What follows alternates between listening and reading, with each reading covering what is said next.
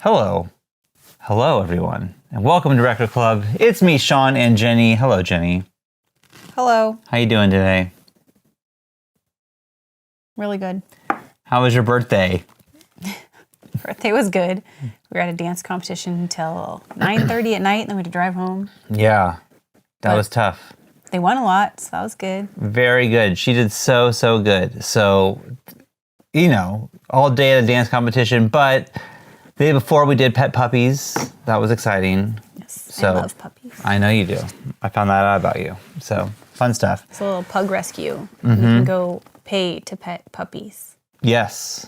It's so fun. They don't always have puppies, obviously, but No. they had 7 little puppies, and the first day you're allowed to go and pet them was the day before my birthday, and we were already in that city for the dance comp. So we booked it for the afternoon once we were done.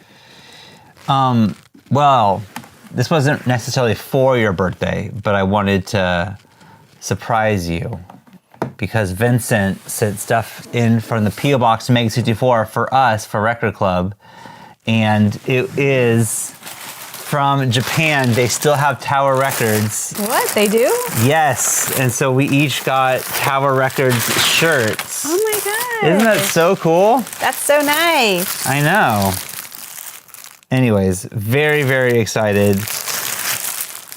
Love Tower Records. Thank you. Vincent said he enjoys Record Club, and Oh my gosh, Vincent, you're so such a it's nice for person. your birthday. Even though I don't know if Vincent knew his birthday when he sent those, but it worked out just certain perfectly. that he did know. Probably. He could feel it, even if he didn't know it. He knew. He knew. That's so nice. You're Yes. a thoughtful person. Yes, very nice. And then his wife drew a picture of Rocca. It was a whole nice. It was a whole nice thing. Whole nice thing. What's her name?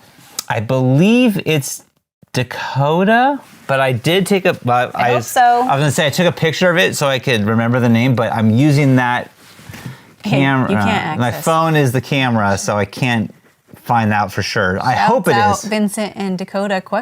Oh man, if it's not that. What if it's like Beverly? Yes, It's I mean, not even close. It might not. I mean, knowing my brain, it's very possible that it's not close. Yeah, there was a child at Sawyer's school that we were driving past them the other day, and Sawyer was like, "Oh, it's Neptune." I don't remember which planet it was. A planet, and I was like, "I know that kid.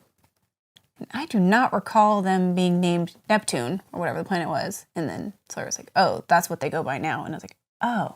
I was like, I love that kids. Well, anyone now can just be like, that's actually not what I'm going to be. I'm going to be whatever I feel like. And now we're all just like, all right, cool. You're Neptune now. All right, Neptune it is. And I loved it. But I don't remember which planet it was. It could have been Neptune. Maybe. But I don't think it was. Maybe. But I was like, I think if I was going to change my name, I would also pick Neptune? something like spacey. Maybe not Spacey. a planet, but like Orion. something. Yeah. Well, I love that. I considered Orion for Beckett for just a millisecond. Well, anyways, Vincent, thanks very much. And thank you all for watching. Now, this week for Jenny's birthday, we covered the Stooges. Our first time. Now, I knew Iggy Pop. I didn't even know that. Oh, well, Iggy Pop I do know, but not, yeah, I know him as the guy who's always shirtless. Oh yeah, I know who he is. I just didn't know he was in the Stooges, and I also don't know really anything about him except that once he barfed. I don't even want to get into that. I actually don't want to get into that story. I'm sorry that I even mentioned. He barfed. Oh, no. It's gross. I don't want to talk about it. That was a mistake. Scrub that. Gross. All right, well, fun. Well, anyways. One time in his life he barfed. Well, The end. Oh, man, terrible. Luckily, that's never happened to me. Anyways, okay. Well, Iggy Pop, he was at Coachella, still shirtless, by the way. His birthday was yesterday. He's 79. Still shirtless. He was. I saw some clips, and I don't know that I liked it, but good for you, sir. Hey, he's always Way to do your thing. He is stuck to that image of like, I will not be wearing a shirt. I will be wearing tight jeans. Also, congrats on the confidence. And the hair. Great hair. That might not be real. Oh, it's real, baby. I don't know. When you're 79, I don't think it's super 'Cause that is- easy to have long hair. That hair is long and like, it looks the same as it did forever It says ago. extensions. Oh, maybe. Yeah. You know, I'll tell you, the most I really know about Iggy Pop is, now this song just became popular because I think it was in that new Superman movie, but the band The Teddy Bears released a see song, it. Punk Rocker, me neither. But I love that song. I actually own like the single of that on vinyl by the Teddy Bears. And then I was listening to driving the radio, I'm like, are they playing the fucking Teddy Bears? I haven't heard this song in so long with Iggy Pop singing. Turns out it was in the movie, that's why it's become like popular again. Oh. But good ass song, happy it's back. Welcome back. That new Teddy Superman Bears. is very cute. What's that? The new Superman, he's very cute. Oh, is he? David Cornsweet, Corn Sweat? I think so. Oh, I He's didn't know adorable. that. I didn't know that He was in about the him. new Twisters movie. And Beckett's like, that's going to be the new Superman. And I was like, him? Yeah. But then when I was seeing the pictures and the promos, I was like, oh, him. Okay. You know, Now I see it. that movie was very bad. You saw it? Twisters? Oh, I thought you were talking about Superman. Oh. I didn't love Twisters. And Beckett was like, this movie's so fire. You're going to love it. It's He did. fire. He did build. Also, Emma was like, it's good. You're It's gonna love so good. And then I watched it. I was like, this is a worse version of Twister, which I've seen. everything. Well, Twister's amazing. I know. So Classic. obviously, it's gonna That be the movie's worst fire. version. That movie's fire. I love Helen Hunt. Who doesn't? And we got Bill Paxton. Come on with that. R.I.P. I know. Anyways. Okay, so Iggy Pop was born James Osterberg in 1947, raised in a trailer park in Michigan, and he said he developed a respect for the working class people. And in his experience, he finds that people who, like, how do he say it? Like, people in the trailer park were way kinder than like people who were successful in life. He's like, they just were way nicer. Usually is the case. The Yeah. people who have less give more. Right, exactly. Yeah, exactly. He discovered music when he was 13, is influenced by Ray Charles. How did you didn't hear music before the age of 13? Well, that was like he said. I he just discovered it. in this documentary I watched was filmed in 2004. I'm pretty sure it existed before him. Well, All right, yeah. That's real Christopher Columbus point of view. What? He discovered it, like it's already there. No, Jenny. No, you're not understanding. I get it, I'm just being annoying. I know. He started a band in high school called the Iguanas, and he was a drummer, Oh, Iggy. and that's why they call him Iggy. I also thought he was British until this week. Oh yeah, I didn't know he was from Michigan, but I did not think he was Brit. Jesus Christ. The fucking dog, dude. I hope. It's definitely the dog. Anyways, he realized that he liked being in a band because he became kind of popular in high school. And he's like, this is great. I'm going to keep doing this. All right. I'll keep talking while we let the goddamn dog in. Hooray to your new mic. I know, right? I can just keep talking like I'm right What a there. fucking dream. Okay, anyway. Anyways, he... One second. Winnie can come in now. Okay, so there she is. Oh my god. Sorry everyone. So sorry. We usually request that the kids don't let the dogs out, but They're in bed. they're in bed. Must have been Beckett. Yeah, Beckett just got home from work. The other kids are all in Yeah. bed. This is super late for us. So Yeah, dumber it's than a usual. late one for sure. Anyways, he then started touring with a blues band. Then he said something like, I want to make music. What did he say? He's like, I can't play the blues better than like these guys. These guys are playing the blues. I can never be this. I'm not a great musician. probably right. Right. He's like, I want to make music for like angry suburban kids or something like that is what he said. Me. Yeah. Anyways, what do you call it? He said white suburban delinquent music is what he was looking to make. So then they formed the Stooges. They were not technically skilled, but that became their strength, so people say. They focused on simple, loud, repetitive power chords.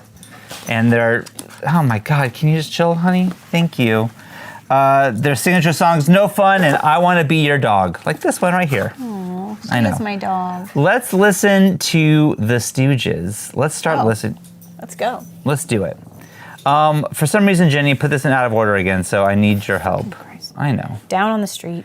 Down on the street. I wonder why. Maybe if I... No. Why would you ever do that? I don't know. Down on the street. Here we go.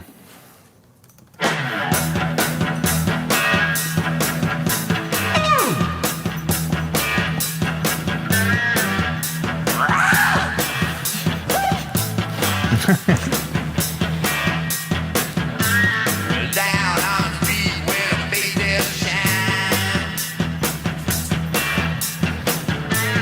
Floating around on a real old mind. Okay. We'll skip this a smidge. See ya. Nope. Love. Nope. It doesn't matter. Okay. I get to that. Okay, got it. Thank God we heard that. We heard it. All right. All of the songs in the album are written by the entire band, and the band is Dave Alexander, Ron Ashton, brothers Scott Ashton, and Iggy Pop. Also, all of them are dead now except for Iggy. Really? I didn't realize they all died. I was depressed. Because I know that like drug became a huge problem. Like Iggy was addicted to heroin for a while. Well, that's too bad. Yeah. Only one of them died fairly young. The others made it pretty far. You know who got Iggy clean with David Bowie? I did not know that. Yeah, it's true. When I first listened to this album, my first time through, I thought, I don't know if I like this. And then I listened to it a second time, and I was like, ugh, I don't think I'm liking this. Yeah. And then I listened to it a third, and a fourth, and a fifth, and I was like, you know what, I do like this. Oh, really? It grew on me. Interesting. I don't know what, but the like screams and the growls and the like animal noises, I don't know. I started to love it. Interesting. But at first I was like, all right. Yeah. Then I was like, all right. So I liked it. Okay. Anyway, so the band wanted the first song on the album to be Loose, which is the second song, Okay. but the Suits, that's Those what they called damn them, Suits. at Elektra overruled them, and they put this song first. Okay. Which I think this is a good starting song. I found a review of this album, and it was a website that was called altrockchick.com. And I was Okay. like, oh, I'm going to read her review of this song. It was the horniest thing I've ever What the hell? read. I was like, what's happening? But she reviewed the whole album. So Okay. I'm like, so I go to the next song. I'm like, oh, this is a bizarrely sexual, super horny review as well. Yeah. So then I go back up because I want to see what her name is. And then I realized that the website is called Alt Rock Chick Music Reviews with a Touch of Erotica. I'm like, well, now I understand. Oh, the hell review. yeah. But she said about this song, this is a great foreplay song. Not the teasing, coaxing, whispering sweet nothings kind of foreplay, but the nipple pinching, ass Whoa. slapping version marked by sudden shots of pain and pleasure, hinting at the active volcano beneath the surface. What the fuck? When I read that, I was like, what the hell is happening? It's Jesus. like, I'm not hearing that in this song, but she's having a different experience than I am. She's having a great experience. I mean, I was having a great experience reading the whole thing. I was like, all right. Okay, she knows what she's about. Yeah. Some of the stuff I was like, oh my God, no. Another stuff I was like, yes, actually, yes. Okay. Anyway, I just like that review. And Yeah, you great guys can review. go check her out, altrockchick.com. What an interesting, lovely person. I just like when someone is so themselves. Yeah, they're horny on main. Yeah, it's like, that's your thing, being super horned up about the Stooges. Good for you, girl. Probably not Stooges, probably everything. Go get yours. Anything. Proud of her. Just horned up. This was the only single from the album, No. but not this version. It was a different version that had like more of like a Doors style organ Interesting. overdub, but the band hated that version. Oh. You know, when they recorded it, they kind of just did this thing where they just did like a song a day, but they just kept playing the song over and over and over and over again. And then instead of piecing it together, they just used the best take Yeah, they of that. don't really have overdubs on any of the other songs, just that single that got released that did, and I think that's probably why they didn't like it. They're like, that's not really what we're doing. Yeah. I guess there's like there's like one of those like deluxe editions of Yes. this album, but it's like just the same song again and again and again and again and Yeah, I again. saw that too. And I was like, I'm not going to deal with Like, that. it's like hours. Who would do that? That can't be my problem. No, God. It's got no. nothing to do with me. Nothing to do There's with it. also like tiny amounts of info about this band, even though they're like hugely influential and people are crediting them as being one of like the first punk bands. Yeah. And all these like huge names are like, this is the greatest album of all time. I think like Jack White thinks this is like the best album ever made. And there's like nothing about like making this album, like info on each song. It's like, I could find the same information in 50 different places, but like nothing like in depth. I was like, can you give me something? Yeah. I don't know. Maybe people didn't realize when they did it that was going to mean anything. Probably not. This song has been covered 17 times. Rage Against the Machine has a cover. Nice. Olympic Sideburns. That's a good ass name. I thought you'd like that one. Pig Destroyer.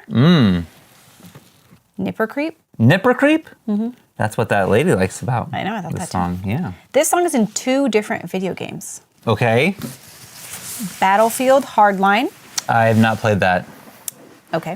What about Grand Theft Auto Online? Well, no. I've never played a Grand Theft Auto game, but I'm going to buy 6. I'm going to buy 6. Beck and I were talking about it. We're already I playing thought it. you meant like 6 of the games at first. I was like, why are you going to get so many? No, GTA 6. Because they spent like over 10 years on this game. I have to try it. I can over $1 billion making it. I gotta see what that is.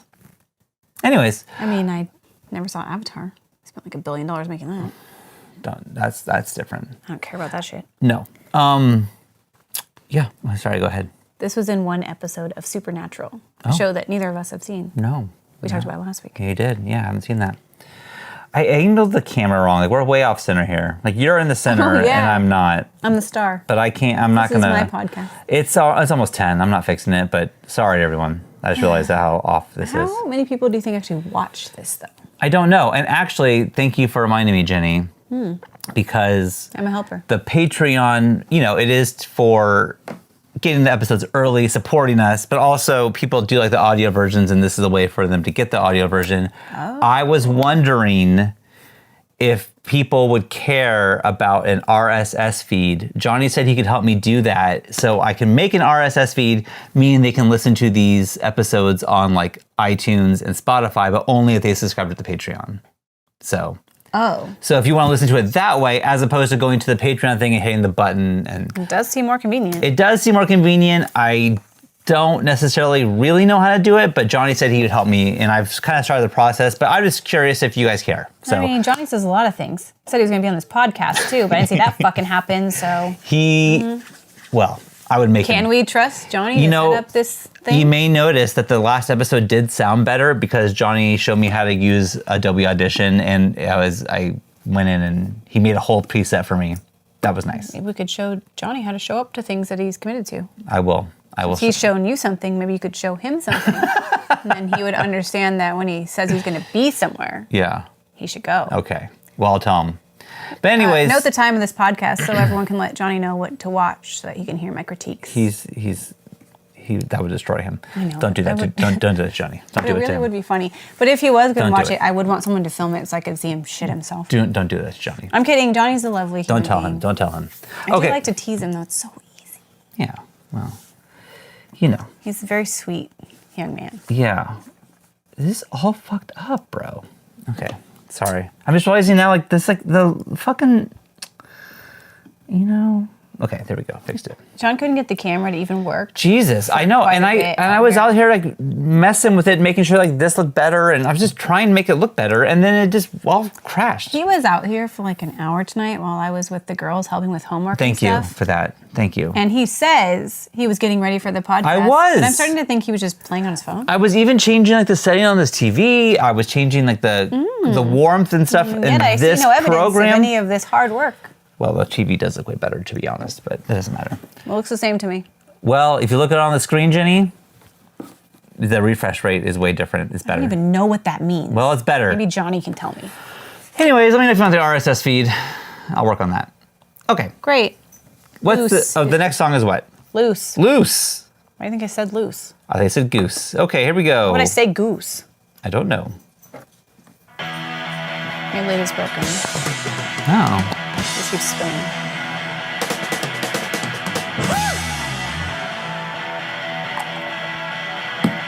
Look out.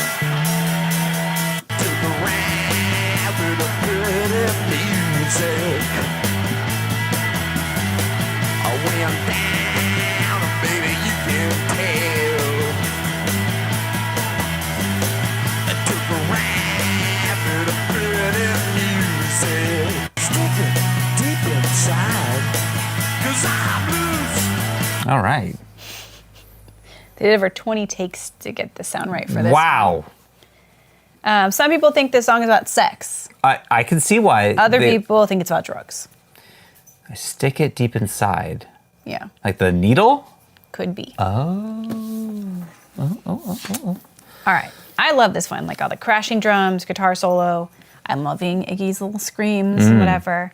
But the lyrics, Not for No. you. Not good for you. I don't like. Okay. It sounds gross.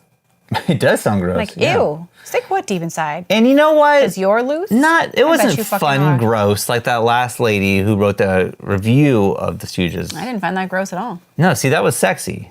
I liked it. I had no complaints. All right, so I found an article in the Detroit Metro Times from Yeah. 2015. Shout out Mike McGonigal, he wrote this. And it's called Playlist, the worst Stooges covers ever. Oh shit. Loose was the only one from this album that was on this list of worst covers. But in 1989, a band that's called Blake Babies covered it. And I listened to their cover. And Mike was right, it fucking sucked. oh, okay. I was like, oh man, I've never even heard of this band, and the first time I come across them is in a thing saying that they are terrible. Yeah, that sucks. But also like, work on your shit. But they had like some like drops of Iggy singing and stuff in there. I was like, did he okay this? Because it fucking blows. Could you get off my goddamn notes? She's just a lot. A band called The Birthday Party also covered this The song. Birthday Party? In 1982. Their version is better. This is in episodes of Ash versus Evil Dead. Okay, I haven't seen it. Me neither. The show Parenthood, which I love. You yeah. wouldn't watch Yeah. because you're rude. Yep. It was in 2 documentaries. Okay. One is called Gimme Danger, which is a documentary about the Stooges. That makes sense to be in that then. I thought maybe you watched it. No. And then there's another documentary that's called Danny Says, and it's about this music producer and publicist named Danny Fields. He was their producer at one point also, so that's probably why the song made it in. And then it was in that movie Lords of Dogtown Oh. with yeah. Heath Ledger from 2005, which I did not see. But there's also a documentary that was about the Lords of Dogtown, and we just talked about it. That turned off for a second. It does that every 10 minutes. Oh my God. Yeah. All right, that's all I All right. had on that. Awesome. Let's go to the next song, which is TVI. TVI, not TBI, which I thought it was when I was just listening to it when I was driving. What's TBI? I had no idea. I was going to look it up, but then I realized it was TVI. To be Intimidated, interrogated, investigated. interrupted.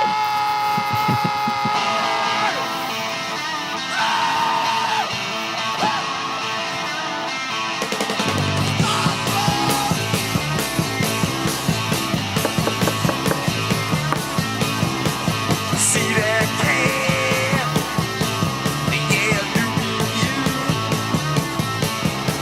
See that can, yeah, do you? She got a TV on me. She got a TV on. She got a TV on me. It's my favorite one. I don't even know why. Okay. This is not about television. It's not that kind of TVI. Okay. So Ron and Scott Ashton have a sister. Her name's Kathy, and this is her phrase. She and her friends would talk about this to describe like the female gaze when you are interested in a man. Basically, if you want to fuck a guy, Okay. you are giving him the TVI, which stands for twat vibe eye. No, it does not stand for that. It does stand for that. Twat vibe eye? Yeah. Oh my God. She's got the TVI on me. Oh my. The twat vibe. Oh wow, the twat vibe. I've never even heard of the twat vibe. No one's ever given it to you, I guess. I don't know, definitely not. Look at me. I have many times. Yes. Look, I've given you the vibe. Yeah. Iggy put out a live album in 1978, and it was called TVI Live 1977. Oh, a lot of sirens. Yes. Someone described this song like this. It manages to sound like the album cover looks, a fuzzy, flaming mess of weirdness. I was like, oh, Yeah. yeah, that's right. Correct. A lot of grunts in this one, a lot of growls. Well, the twat vibes. Well, yeah, I mean, what else are you going to do besides grunt and growl? Twat vibes. Yeah. This song kind of feels like the song before it to me. Like they're similar, but this one I like more because I like the lyrics more. And the other one I think could have been a fave, but every time he talked about Sticking it deep stick it- inside. yeah, I was like, I don't want to hear you say that. Right, sure. I think it's because I had also just watched the Coachella footage and I was like, no, please don't. This has been covered 8 times. Metallica is Oh. one of those covers. And in 2017, Iggy Pop joined them on stage in Mexico City and he sang it with them. That's really cool. I know. So cool. Dang. This is also in that documentary, Gimme Danger, and in the movie Lords of Dogtown. Okay. All right, let's go to the next song, which is called Dirt. Dirt.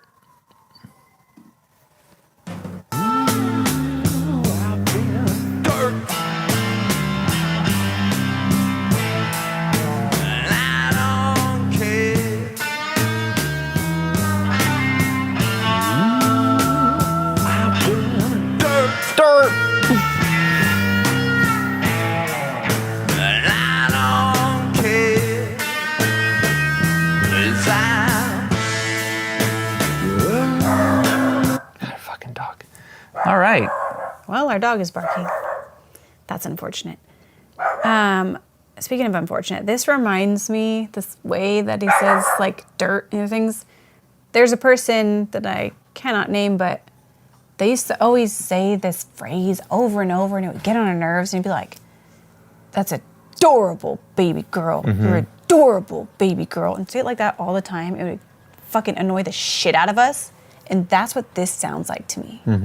But I didn't hold it against the song because it's not their fault. Sure. But that person said that so often. And it's annoying me that you're not agreeing with me. That I agree. You talk shit even more than me about that I thing. agree.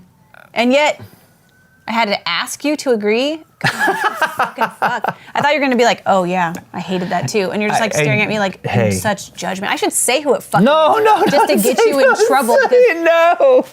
I hated it, but you hated it even more. And no one has talked more shit about that than you. Well. And then you left me high and dry. Like, what a bitch for making fun I was of. letting you finish your point, then I was going to agree with you. I agree. He's lying. Jenny, I agree. He does exactly, you're exactly right though. Yeah. And I doubt he listens to this or watches it, but I still might say his name. No, don't do it. No, please don't. Weak ass bitch. In 2010, Yeah. Gibson put out a list of the top 50 guitar solos ever. And they have the one from this song at number 46. This song is too long. Yes. It is 7 minutes. I would say, you could say that about a lot of their songs on this album. I do. I have it in my notes several times. Okay. But I don't mind it when I'm not really paying attention. When I was playing this album a lot and I'm working and it's just playing in the background, I don't care how long it is because I'm kind of like zoned out. It's just a vibe. But when I'm like driving in the car, that's when I'm like too long because I'm like paying more attention, I think, when I'm driving. Like when I'm working, it's just on. Right. All right. That makes sense. Somebody wrote this review. I couldn't find a name. And they said, this is the 4th song off of the Stooges' second album, Funhouse, and it's basically Iggy feeling horny. Oh. I was like, thank you for taking the time. Can you just go away? I don't remember who produced the first album. I didn't write it down. But the head of Elektra Records wanted Don Gallucci to produce this one. I don't know if you already know all this from your documentary. I did hear this. So he was a keyboardist for were they the Kingsmen or something? It was the Kingsmen. They did that Louie song. He's that guy. So he was really hesitant to produce it because he had seen them live and thought like, oh wow, they're really interesting. But then he wasn't sure that they could capture their sound on tape because he's like, they're really like aggressive and raw and powerful. Also, like Iggy Pop is like crazy live. Like always in the crowd surfing. I saw a video of him throwing peanut butter on people. And it was one of those things too, where it's like the crowd loves it until he gets next to them and they get like scared, you know? Why would you want peanut butter thrown on you? Well, they don't, but they want to see him do it to other people. When it gets close to them, then they don't like it. I feel like I wouldn't like it the whole time. I'd be like, don't throw peanut butter on her. Yeah. What the fuck? He just had a jar and started throwing it at people. That's going to be hard to get off. Of all things, peanut butter. And he couldn't even eat it because he touched it with his sweaty hands. Oh, yeah. I know someone who'd eat it. I hope you mean the dog. No, it's one of the lady who in the first song. I don't know if she likes peanut butter. Some people don't. It's She true. could have a nut allergy. True. Anyway, so on the first day of run-throughs in the studio for the album, they were recording some of the stuff while they were trying to figure it out. And when they listened to the tape, they hated it. Like it wasn't good. The vibe was off. The sound was off. Like nobody was happy. Right. Not the producer, not the band. So then for day 2, they decided to remove the absorbers, the soundproofing, the baffles and the isolators, whatever those things are, and other stuff. And then they set up in there just like it was a gig to make it feel like more like performing on stage. And then they felt like it went way better, so they just left it like that. So they could capture more of like the grit, like Yeah. the power. So that was good. That's true. I heard the Anyway. same thing. This song has been covered 4 times, including by Depeche Mode. Major. Nice. It's been sampled in 4 songs. It's in an episode of Wicked City. I don't know what that is. Me neither. Okay. I was hoping that you would know. I don't know. It was also in the Gimme Danger documentary, as well as in the movie House of Wax. Do you know what that is? Oh, Alicia Cuthbert. Yeah. I didn't see it, but I thought you might have because you love her so much. Yeah. Because you would write horny fanfic about her if you could. I did. If I said could. if you I'm not a good writer. If you had the talent. I don't have the talent. It was also in the movie Velvet Buzzsaw. Nope. I didn't know it either. It came out in 2019. I was like, how have we never heard of this? never heard of that yet. But Renee Russo's in it. Oh, Renee Russo. She's also in Tin Cup with Kevin Costner. She's also in, what was the one I'm thinking of? Like her big movie. I think maybe Mel Gibson's in it. Lethal Weapon? No. She is in Lethal Weapon. Is she? To say no to me is wild. No, well, that's not what I was thinking. It was with the no and not because you're wrong. No. All right, let's go to the next Well, I song. think she was in like Lethal Weapon 3. With Joe Pesci. I think she was in the Joe Pesci one, I think. I feel like it starts with a D. But I can't check. C. That doesn't matter. Who fucking- Danger Mouse. Yeah. It is. Donald Duck in France. Yeah. Okay, what's the next song? 1970. 1970. You know this album came out the day that Woodstock started? I did not know that. Yeah, it came out that I do same know day. that it came out in 1970, which makes it really fucking annoying to try to find notes about a song that's also called That 1970. would be annoying.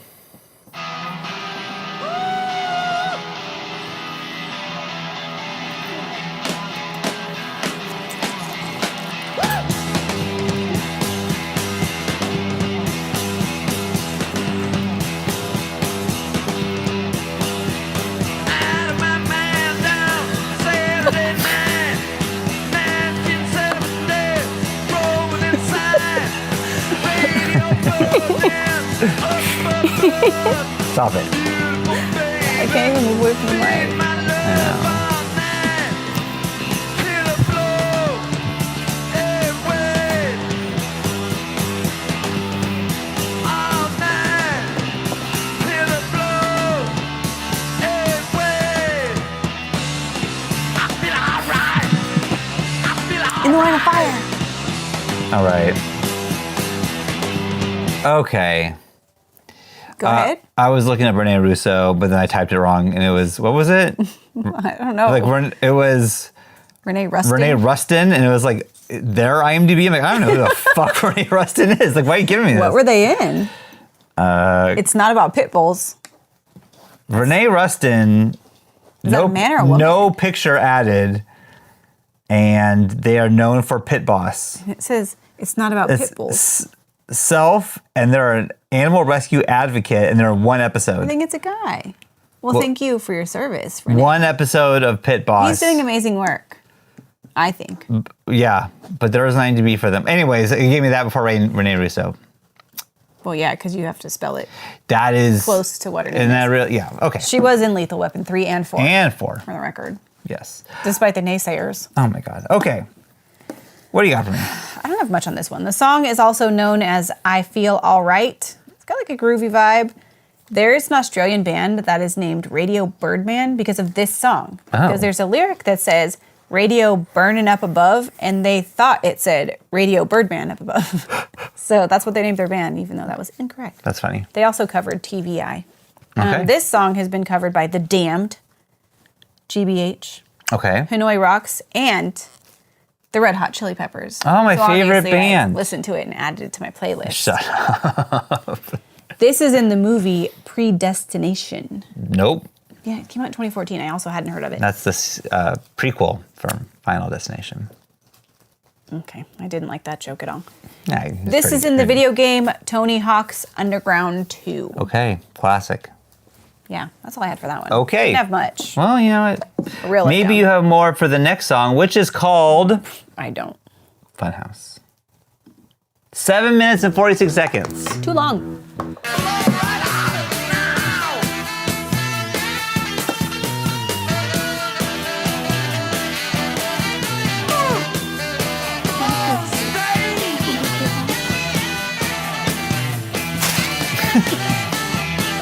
It's a real baseball. I know. I'm gonna skip 5 minutes in. Okay. Nothing is more annoying than when a song has the same title As the album? the album. Because if it's not a super popular thing, it's really hard to get info about because Right. it won't stop just giving you the album. And I'm like, no, the song specifically. And even if you write song, Funhouse, Yeah. The Stooges, it just keeps giving you the fucking album notes. It's annoying. This one starts crazy. Yes. There's like this, like, whoop. Anyway, has a fun beginning, but it's too fucking long. It's way too long. If this was shorter, this would have been my favorite. Okay. I love this one, except for how long it is. So Iggy has said that the blues singer Howlin' Wolf was a huge inspiration for him. Yeah. And he said that that influence was like really pertinent for me on Funhouse. That stuff is Wolfy, at least as I could do it. I'm assuming he's talking about the album, but I don't know. So I put it in my song notes here. Okay, fair enough. This song is about their mansion in Ann Arbor, Michigan. So they all lived there together, made music, had wild drug-infused parties, and this is just a song about that. Okay. There's a columnist for Paladin News whose name is Molly McGrath, and she wrote an article in December 2025 about this album. So she just wrote it. Dang. And it says, taken as a whole, Funhouse is both intoxicating and insufferable in a ratio so perfect you can't help but spin it again. It only takes 2 ears and some patience to recognize the record as truly impressive and hugely important to the world of music. But that is so true for me, because at first I was just like, meh. I didn't love it. I did also think it was insufferable, but it was also intoxicating because I kept going back to it and being like, actually, I do like this. Now I'm interested. Then I'm having more fun. But at first I was like, I don't know. Yeah. This one's been covered quite a bit, but people were super excited because Sonic Youth and Mudhoney covered it together. I know both those bands. Oh, okay. They're very Seattle bands. Huge brag over Sub here. Pop. All right, congratulations. Thank you. This was also in the documentary Gimme Danger, and it's also in a video game. Tony Hawk's Underground 4. No, MTX Moto Tracks. Don't know But that they one. have a lot of songs in video games from this album. Well, Iggy Pop kind of was broke for a long time. Oh, that's sad. Yeah, like the Stooges were, I understand. big enough, but not, and he was in the heroin thing and all this stuff, so he didn't really have money, and then started like licensing the Stooges songs out to things, and then Smart. then he realized he could make money. Maybe you guys could do that. License our videos out? Your songs. Yeah, sure. Any song, any song. You want to put in a commercial? Go ahead. We'll talk. We'll talk. The last song on this is called LA Blues. I played it for Lennon this on the way home from dance today. Did she like that? She was like going like, what? What? There's no lyrics available. I wonder why. There's 0 lyrics. Let's skip ahead just a little bit.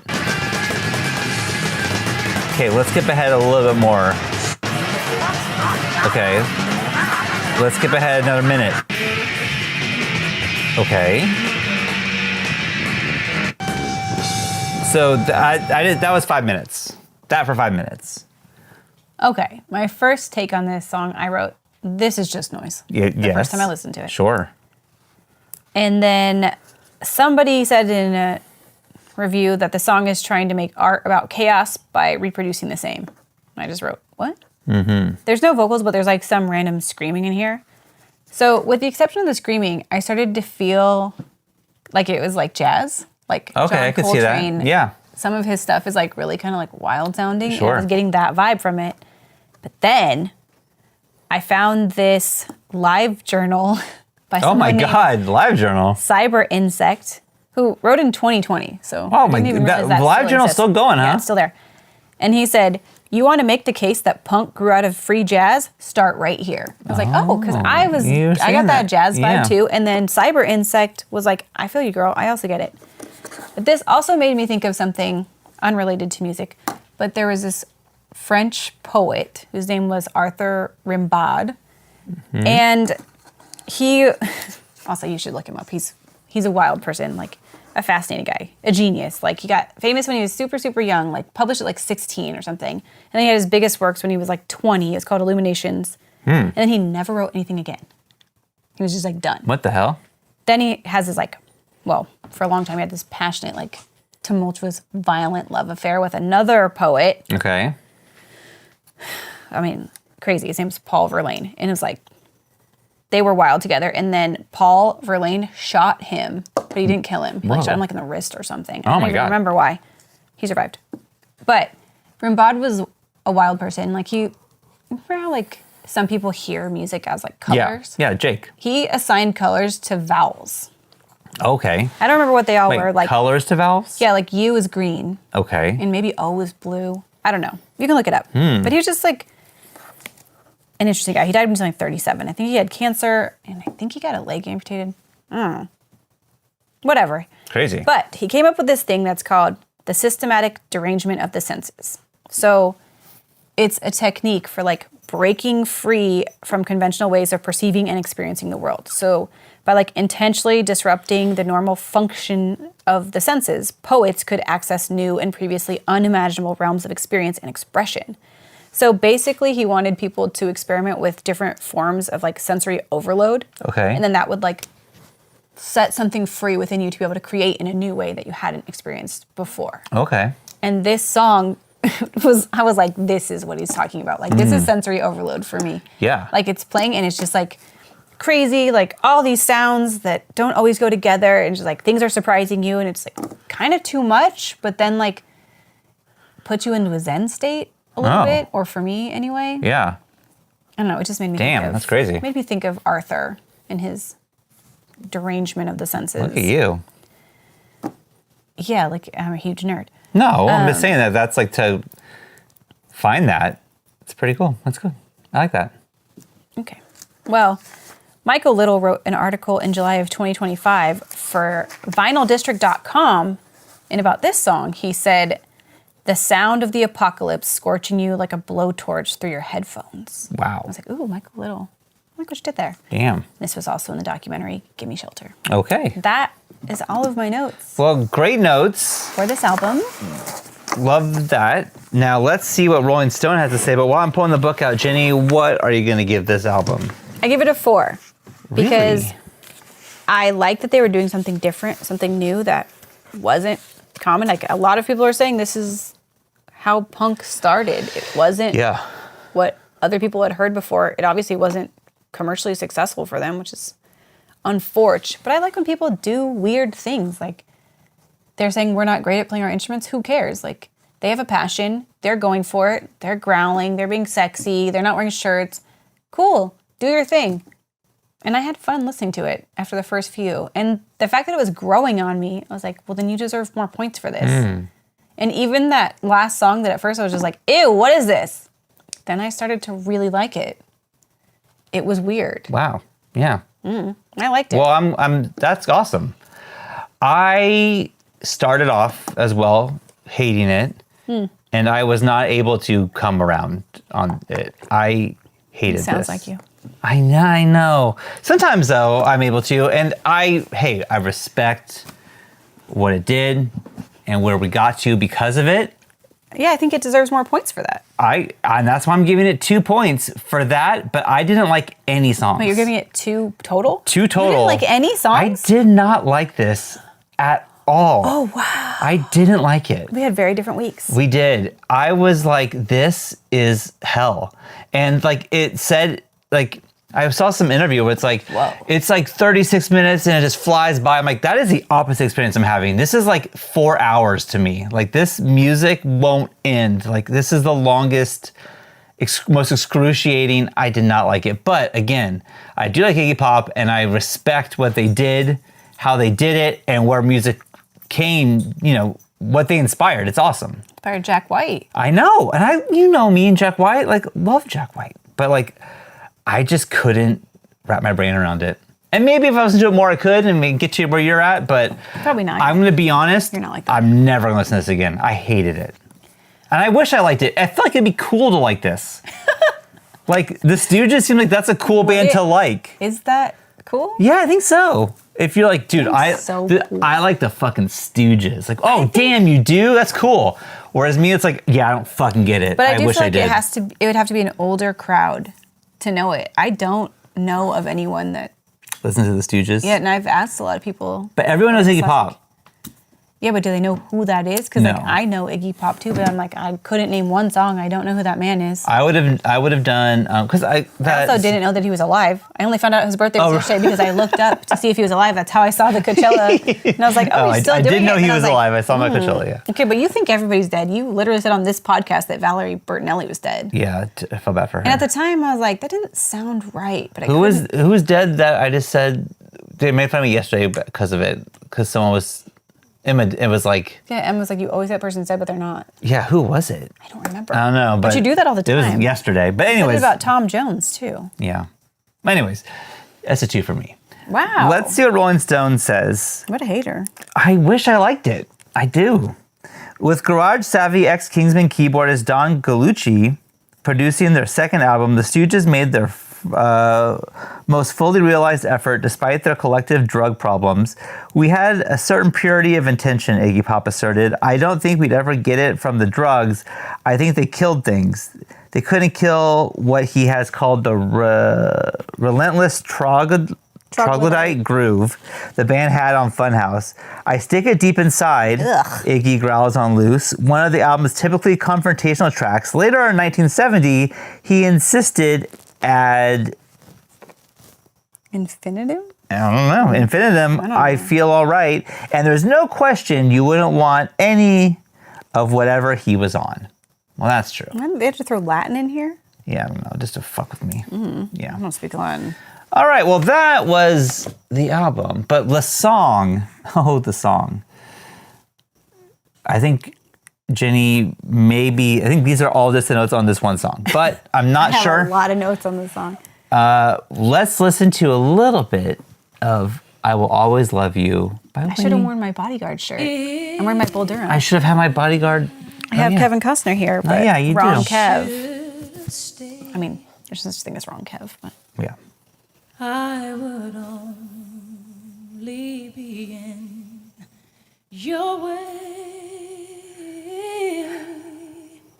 so I'll go. I love her so much. I know you do. I'll think of you every step of the way. And there's like no music and it's so good. It's just her singing. Good, she's an angel. Yeah. And Now I'm gonna go to the end when she's really just like, you can't like, only she could do this. Oh, I missed it. Wait, way too far. Like this.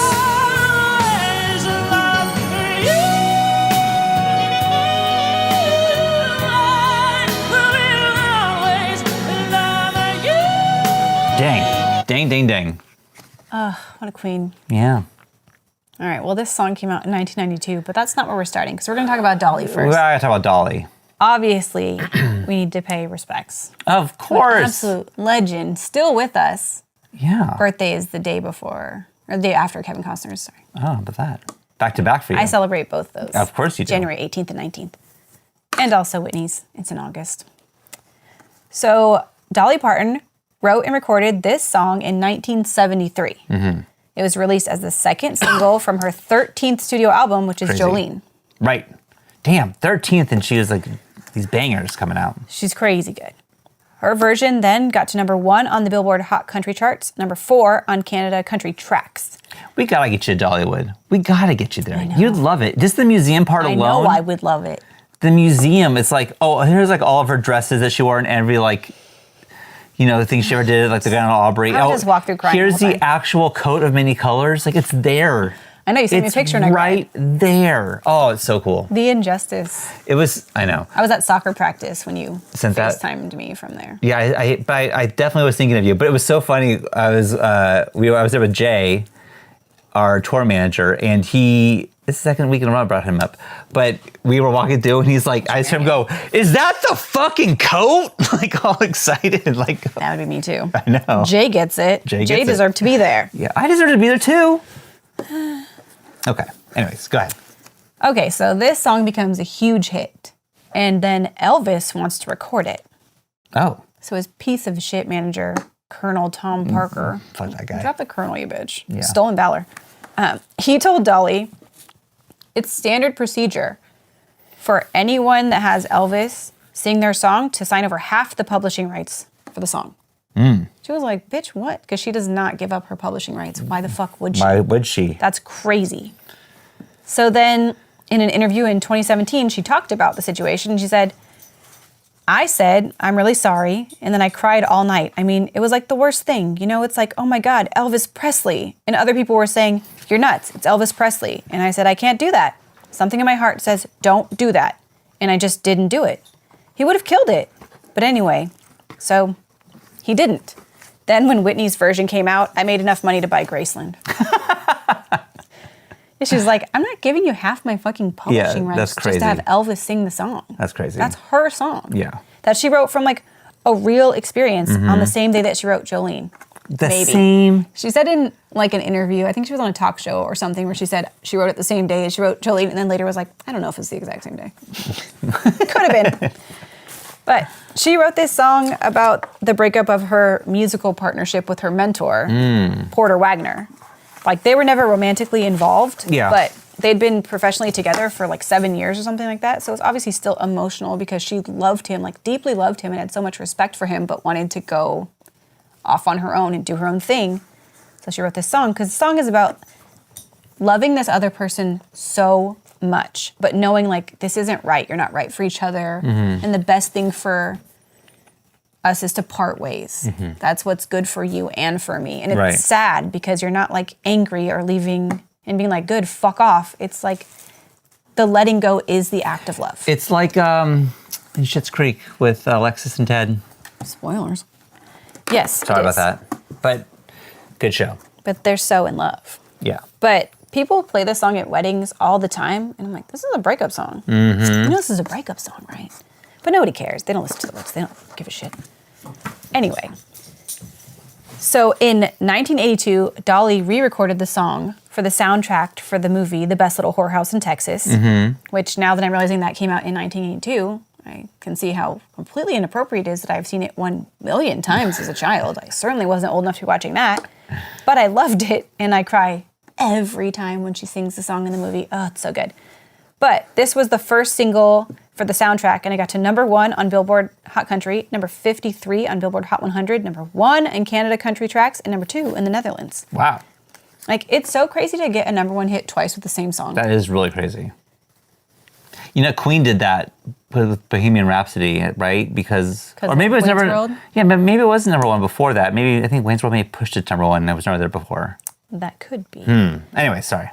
Then in 1995, Yes. which is 3 years after the Whitney version came out. Yeah. I'll get to the Whitney version. I know. I'm not ready yet, guys. I hear you. Dolly recorded a duet version with Vince Gill. Oh. So then they perform it at the Grand Ole Opry. Okay. And that was aired on like CMT or some shit. TNN or something. Yeah. And then the radio stations just started playing it. They didn't put it out as a single. And it got Okay. to number 53 on the country charts. Wow. So then they performed it at the CMA Awards. And then after that, they put it out as an official single because people were going nuts for it. And it got to number 15. They were nominated for a Grammy for Best Country Collaboration with Vocals. Wow. But they lost to Somewhere in the Vicinity of the Heart by Shenandoah and Alison Krauss. Oh, you know who loves Alison Krauss? Never heard that. My dad. Really? Really? Your dad, he surprises me every day. I know. But what I was thinking about with this song, so she's got a #1 hit the first time, 1973 or something. A #1 hit, 1982. Right. Gets another hit with a duet with fucking Vince Gill. And I was like, how are you doing this over and over? Because I was listening to Amy Poehler's podcast and Nick Offerman was on, and they were talking about that saying that you can never step in the same river twice. You know that saying? I don't know that saying, but Just because a river is always moving. So it's see. never the same river. from day to day, from moment to see. moment, because everything's changing, shifting like that. Sure. So it's basically saying that whatever place in time you're at, it can never be the same as before. So it's just interesting to be able to have a huge success with something at all these different moments in life because the world changes.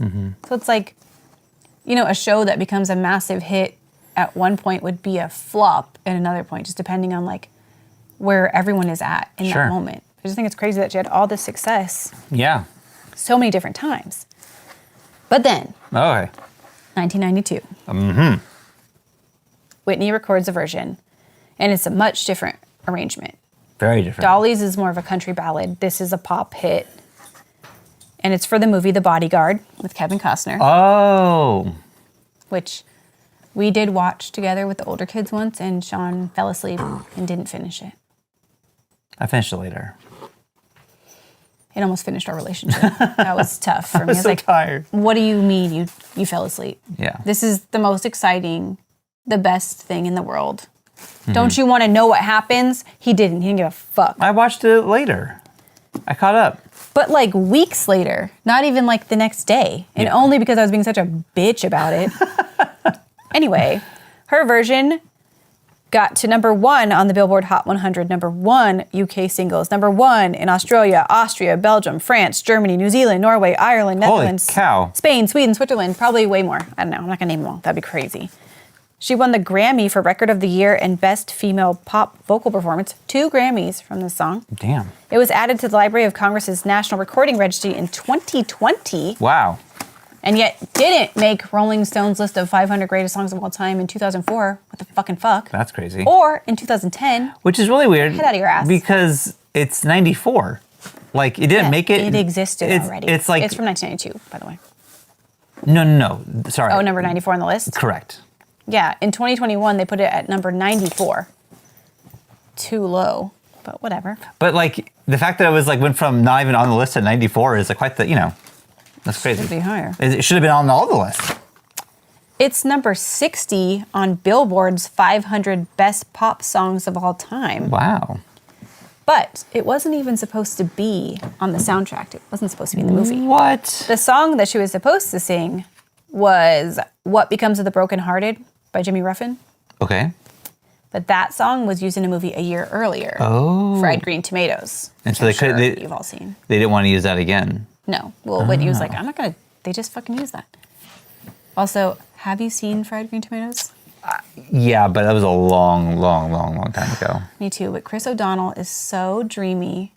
He has never been cuter than he is I now. honestly Check it out. don't remember it, like, at all. Well, then we should watch it, We because it'd be should. like a fresh viewing. It would be. Anyway, so Kevin Costner suggested this song. He's like, you should record this Dolly song. It's really good, and I think it'd be perfect for the movie. And he's a producer on the movie, so he gets to have ideas. And Whitney was like, that is a great idea. I love this. But her team, like her mentor, Clive Davis, and the rest of her the music side was like, I don't know. Like, I don't know if a country ballad is the right move for like a soul singer, an R&B singer. It's maybe not a good crossover for you. But Kevin really pushed for it. Since he was the Damn. producer, he was... In an interview, he said, I said, this is a very important song in the movie. And I didn't care if it was ever going on the radio. I didn't care. I said, we're also going to do this a cappella at the beginning. I need it to be a cappella because it shows a measure of how much she digs this guy, that she's singing without music. All By the way, right. he postponed shooting this movie for a year to To- wait for her to be free. Wow. Because I'm sure everybody already knows this. He really wanted Whitney in the role, and the studio did not want her. And then he Right. fought to have her because he said she was the most beautiful woman he's ever seen. Yeah. He's so right. Anyway, I mean, I don't know who he's seen, but everybody. He's famous.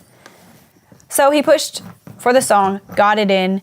This ends up being the best-selling soundtrack of all time. And it's not on this list. That's crazy. Yeah. So then Dolly said she was blown away by Whitney's version. She said, the way she took that simple song of mine and made it such a mighty thing, it almost became her song. Some writers say, oh, I hate the way they've done that to my song, or that version wasn't what I had in mind. And I just think it's wonderful that people can take a song and do it so many different ways. And Dolly said she was driving the first time she heard Whitney's version. She said, I turned the radio on, and all of a sudden I heard that a cappella part. I knew it was something familiar. And then by the time it dawned on me what I was hearing, when Whitney went into the chorus, I had to stop the car because I almost wrecked it. I thought my heart was going to just bust right out of my body. She is so cute. I love her so much. So David Foster produced the Whitney version, and David Foster is a very talented musician, and I absolutely despise him. I hate him so so deeply. Okay. I truly, truly hate him. If anyone knows him, please pass that along. David Foster? The things that you don't know. Uh, First of all, do your research, watch Real Housewives. He was once married to Yolanda Foster, okay, well. who I do love. She is Gigi and Bella Hadid's mom. Okay. I'm assuming you know who they are. I just know, those are names I've heard. I couldn't pick them out of the lineup, but I know who they And are. Anwar Hadid's mom. That's their brother. I've heard those they're names, models. but I've only heard of them because of like Emma. But I've heard And me speaking to you and you. forever. and you and Emma. Gigi had a baby with Zayn from One Direction, Okay, which I know we've talked about. I'm sure because that sounds familiar. he pushed Yolanda once when he got into a fight with Gigi when the baby was already born. Okay, It's a whole thing. okay. He was also married to, what is her name? Brody Jenner's mom. I don't know. Well, you know who Brody Jenner is. I mean, I'm assuming it's like Kylie Jenner's sister or something. I don't know. Oh my God. What? Brody's a boy. Oh. Clearly. Oh, First yeah, of all, Brody. watch The Hills, for the love of God. Brody, yeah. Brody's father is, or parent is Caitlyn Jenner. I do know Formerly Caitlyn. Bruce Jenner.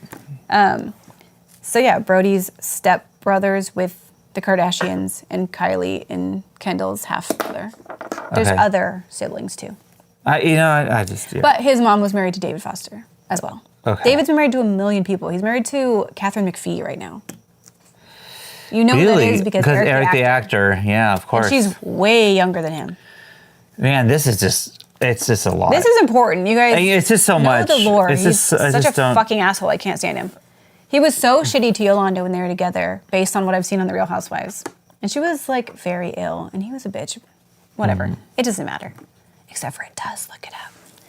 Anyway, so when they decided to do the song, he's producing it, and he bought, for reasons I will never understand, the Linda Ronstadt version of I Will Always Love You, because she had covered it and put it out. So he went and got it and gave it to Whitney to like learn the lyrics. He's like, you learn the lyrics from this, and then we're gonna like arrange the song.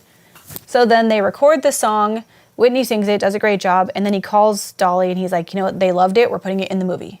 Like, Okay. it's a go. And he says, we use the Linda Ronstadt version. The fuck is that, a paintbrush? God damn this dog. So that Whitney could learn the lyrics. And Dolly's like, wait, what? No, Linda doesn't do the last verse. So it changes the tone of the song completely. So you need to listen to my version. And so she sends him over the lyrics. Okay. Like, and is like, these are the full lyrics. You need the whole thing or the song changes its meaning. It's not the same. Right. So he listens. He's like, you're right. So he goes back in and has Whitney record it again with the like whole thing. So the ending, it's now 40 seconds longer. Oh, wow. But they've already like allotted time for it in the movie. So then he has to go to the director, and I can't remember who it is, Mick something maybe. And he's like, we need 40 extra seconds. And they're like, bitch, what the fuck? Yeah, But they but- did it. So, but it's like, that is annoying. Yeah. This song has been covered a million times, but they did this one on Glee. Amber Riley sang it, and that ended up airing 4 days after Whitney passed away. Which Really? is just weird timing, because Yeah. obviously they recorded it far in advance. Of course. So that was weird. But the night after Whitney died, which was in 2012, it was the Grammys. So Jennifer Hudson sang the song Oh, wow. in honor of her. It was really beautiful. Jennifer Hudson is amazing. Yeah. I love her. Then the song charted again after her death, which does sometimes happen. Sure. But there's been a million covers of this. This British singer named Sarah Washington released a dance cover in 1993, and that got up to number 3 in Spain and number 12 on the UK singles, Wow. number 15 in Ireland. And then Dolly did a duet with Kristen Chenoweth in 2019. It's like, she's just duetting with everybody. She's just I love singing it. with everyone. She is living her best life. She really is. This has also been covered by Kenny Rogers, Leanne Rimes, who I also hate, Engelbert Humperdinck, Ooh. important, Gladys Knight, Queen, Sinead O'Connor. Ugh, she's so good. Yeah. And Susan Boyle, remember her? Oh, I do know Susan I Boyle. love her. That I do know her. Thank you. Yeah. And this has also been on episodes of Uncoupled, The Challenge All-Stars. Oh. This Is Us, Oh. Mom, Okay. Fresh Off the Boat, American Dad, Futurama, The Simpsons, Okay. Full House. Probably more shit, but I didn't write it all Probably. down. The Bodyguard with Kevin Costner. It's been in the movie The Bodyguard. It's been in the movie This Is the End. Okay. Spider-Man Far From Home. Okay. And then obviously I Want to Dance with Somebody, that Whitney Houston movie. Mm-hmm. It was also in a Bud Light commercial for the Super Bowl this year. Interesting. I think Post Malone was in it. Oh, okay. All right. So I had a little bit of info about the song. You got a lot out there, and I appreciate could have that. said more. I know. That was me holding back. I know, and I'm proud of you. Thanks. All right. Now we're going to go to the fan song. Good luck pronouncing it. Okay, thank you, because I do need luck on this. Well, first off, let's see what Ellipsoid says. I got it right here. Wait. Right here. I'm glad you didn't have that prepared. I had to restart my computer to get the... It doesn't matter. My pick is Mata Zalik by Agni de Portrine. It tells you how to pronounce it right. I know. there. I pronounced Onzin Jean de De. Poitrine. Pois. Onzin de Pois. Poitrine. Okay. It's like if you're putting a PW. I'm sharing a live recording as the look of the duo in action is worth seeing. Agree. Costumes feel a bit Garrett-coded. Also agree. Apologies, the song is quite long. It is long. If you're not digging it, no pressure listening to the whole thing. Oh, I did listen to the whole. As did I.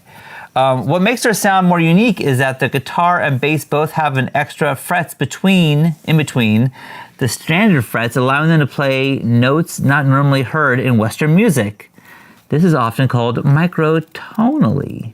Tonality? Microtonality. All right. Well, I have heard of this band, and actually they've been recommended to me a lot. I think they're from Canada. Before, I've said that I really like it when it's like a two-piece band, like the White Stripes, the duo. Black Keys, a duo, exactly. And then people are like, check this out. So I've not heard this song until now, but let's listen to it. And I do think that finding the live video for this is good, because it is a look that you would not expect. I did not expect it. That's correct.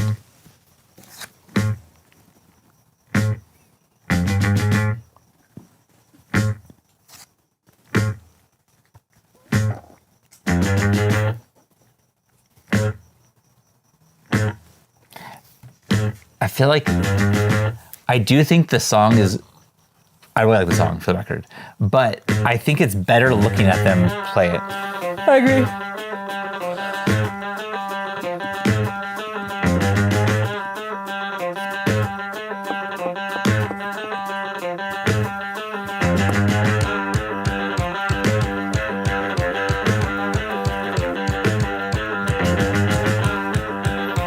You know, see he was barefoot playing this too in that live thing?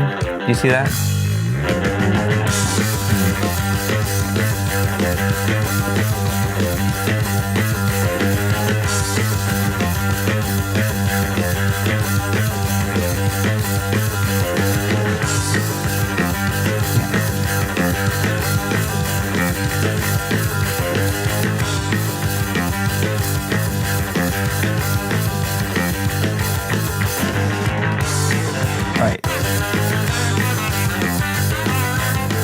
All right.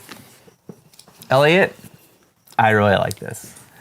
I added the entire album to my library because I wanted to listen to it. I like this if I'm playing it sitting at my desk doing my work. I would not listen to this in the car. Really? This to me is good driving music. This is the opposite for me. Huh. Because I want it to just be in the background, and it made me think of like, oh, what are those movies?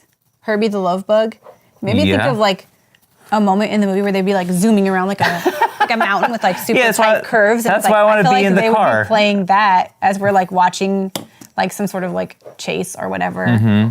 It felt like that to me. Yeah. Which I did like it, but I would not add it to a playlist because it was like the last song on Funhouse for me, which is like noise that it was interesting to me, and I like would get into like a zen mode about, but I'm not gonna I can't sing along with it. Yeah. Now, you know I like to sing along. It's funny, there was a moment in Lennon's dance competition this weekend where I just had my AirPods in, but we're sitting there in the auditorium waiting for Lennon to dance, but there's a lot of dances going on. So I put this on, and so I was watching these dancers dance as if it was the music, and I'm like, this kind of goes. This is pretty dope, actually. Was it? It was like some like lyrical, but it was like weird enough that I was like, it was cool. I liked it. But I like that this duo, whatever we're calling them, Yeah. is giving me like Daft Punk, where I'm like, who are you? What are you doing under there? Like, I don't know who you are. I don't know what you're doing, but I saw something that said that they're cool because AI can't replicate them. Like, it's so interesting and distinct. Like, a lot of people are saying that AI can replicate like all kinds of music now, Right. but they wouldn't be able to do this, and that's Interesting. like, Their look was cool too. Like I just really liked their whole get up, the costumes, everything. It was really cool.